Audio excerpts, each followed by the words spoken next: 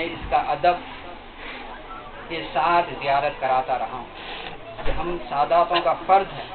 کہ والضحیٰ کی آخری آیت، اگر تمہارے پاس کوئی نعمت ہو تو اس کا چرچا کرو، اور یہ نعمت سے کم نہیں۔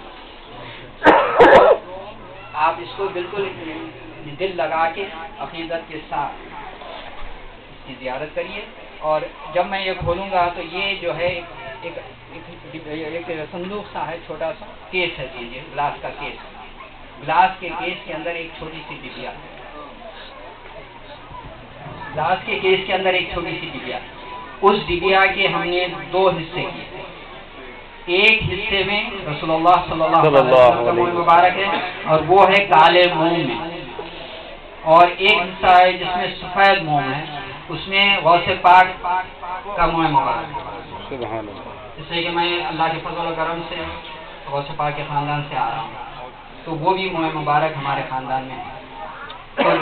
جو غوث پاک کا موم مبارک ہے وہ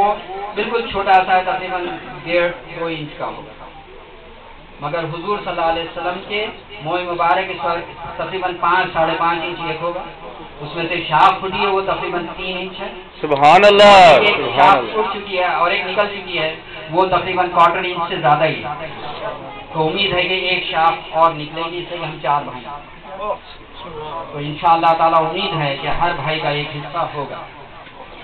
تو اس کو دیکھیے اور اپنی اجابت دیں، وہی ادب کے ساتھ دیکھیے۔ اور آپ جانتے ہیں کہ حضور کے موم مبارک مجھے اپنے خاندان سے ملتے آئے، اور اس کا واقعہ یہ ہے کہ حجۃ الوداع کے وقت حضور صلی اللہ علیہ وسلم نے حلق کروایا، تو سب پورے صحابی آپ کو گھیرے ہوئے ہیں، تو آپ نے حکم دیا، میرے خیال سے طلحہ رضی اللہ تعالیٰ عنہ کو حکم دیا کہ میرے بال صحابہ میں بانٹ دیں، اور وہ بال میں بانٹ دیے گئے۔ کچھ ایسے صحابی تھے جو اپنے ساتھ لے گئے، جیسے آپ نے امیر معاویہ رضی اللہ تعالیٰ عنہ کا واقعہ سنا ہو کہ آپ کے پاس ناخن تراشے ہوئے حضور صلی اللہ علیہ وسلم کے ناخن تھے، تو آپ نے وصیت کی جب میں مر جاؤں اور مجھے خبر میں رکھا جائے گا تو وہ میرے آنکھوں کے اوپر۔ تو اسی طرح کئی صحابی اپنے ساتھ لے کے چلے گئے، کئی اپنی اولاد کو دیتے گئے، تو اس طرح قسمت کے ساتھ ساتھ یہ چلتے چلتے چلتے آج میرے پاس ہے، اور امید ہے کہ اس کے بعد ہماری اولادوں میں جائے گا۔ تو اس طرح موم مبارک کی بہت ہی ہے۔ میں بس یہی آپ لوگوں سے گزارش ہے کہ ایک جگہ میں ہمیشہ نیو یارک میں غسل کرتا ہوں، اس کو دیکھیں تو آپ کو صحیح معنوں میں اس کے اثرات ظاہر ہوں گے۔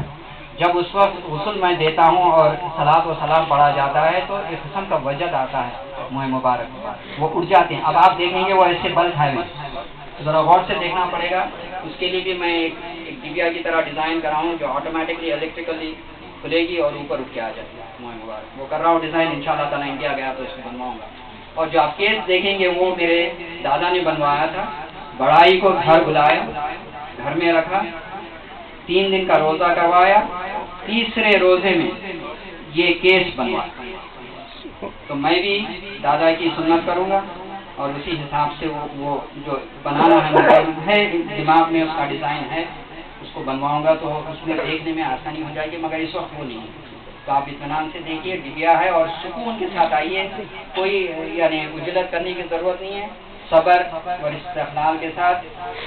سب کے ساتھ اٹھتے جائیں، دیکھتے جائیں اور واپس بیٹھتے جائیں، اس میں کسی کو کوئی پریشانی نہیں ہوگی۔ ہاں، اور ایک چیز ہے، میں دیکھتا ہوں بہت لوگ آگے، ایک تو میں نے آپ کو بتا دیا کہ کیا ہے، تو اس کو دھیان میں رکھیے۔ بہت سے لوگ ہیں نا محبت میں یا زیارت کرتے ہو بھول جاتے اور ایسے انگلی بتا کے بولتے ہیں یہ کس کا ہے، یہ کس کا ہے، تو میں نے کہہ دیا کہ کالے منہ میں انگلی دکھانا ایک بیعت بھی ہے، حالانکہ حضور کو کچھ ہوتا نہیں، مگر ہمارے طرف سے ادب لازم، ادب ہونا ضروری ہے، تو انگلیاں مت دکھائیے۔ اور